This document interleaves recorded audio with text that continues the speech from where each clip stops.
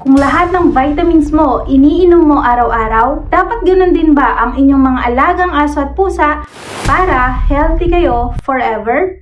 Hi, Doc Rox here and I am a veterinarian, so pag-usapan natin yan. Kailangan nga ba talaga ng pet mo, ng inyong alagang aso at pusa ng vitamins araw-araw? Ang sagot?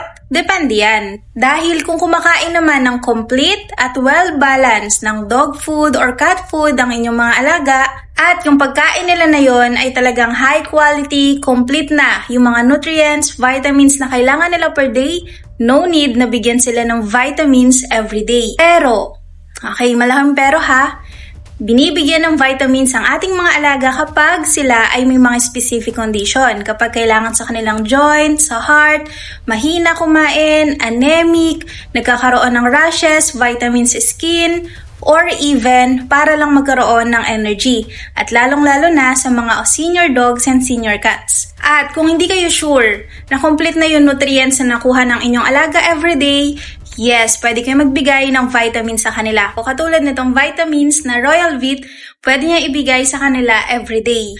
Make sure na tama yung dosage, depende sa timbang nila. So, lagi nyo tatandaan na hindi porket vitamins, safe na kahit gaano karami o kahit kailan nyo bigyan ng inyong alaga. Dahil dapat right vitamin, right dose for right pet.